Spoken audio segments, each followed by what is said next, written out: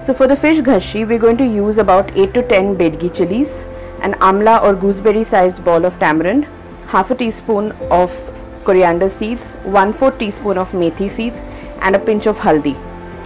Along with this, for the masala, we're going to use about 2.5 cups of freshly grated coconut. I'm also going to use 5 fish heads. And for the garnish, we're going to use 2 green chilies, a big knob of ginger, and a medium sized onion minced. So we're going to start with the masol or the masala now.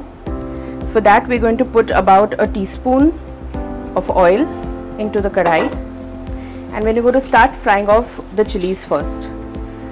You need to fry these till they're fragrant and plump. And then once we've taken out the chilies, we put in the coriander seeds and the methi seeds and roast them lightly. Remember that they burn really fast. We'll now put all of these roasted masalas into the mixer grinder. You can use any regular mixer grinder. Along with this, we will put the pinch of haldi that we set aside and the amla sized ball of tamarind. And with that, we'll add the coconut. We'll add it a little at a time so that it grinds easily.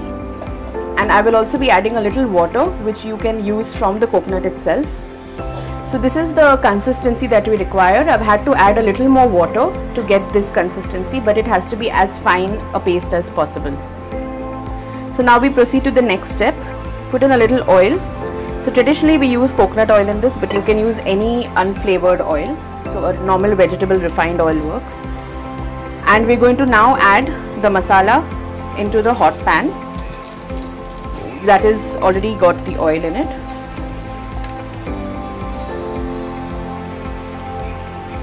The whole idea is to now cook down the masala a little before we add in the fish.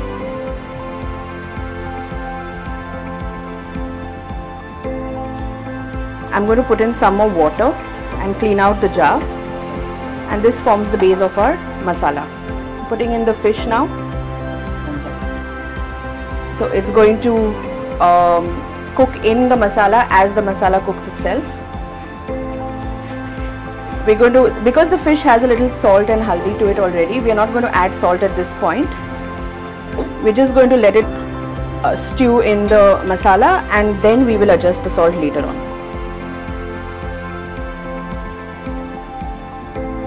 So it's been about 10 minutes and the ghashi is almost ready. It's just simmering. Now we will go ahead with the garnish, and this is a couple of tablespoons of oil. I've used about 4 to 5 tablespoons, to which I'm going to add a small batch of the minced onion. And we're just going to do this in 2 batches.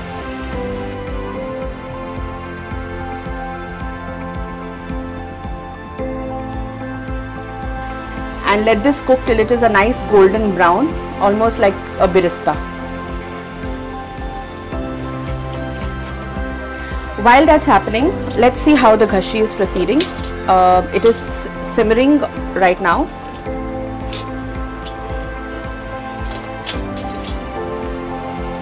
So I've already tasted this and it needs a little bit of salt. We're going to let this be till the onions are done, and then we're just going to quickly garnish it.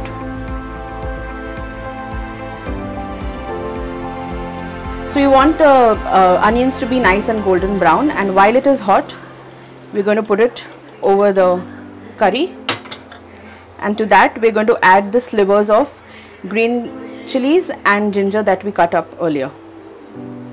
And with that, it's done.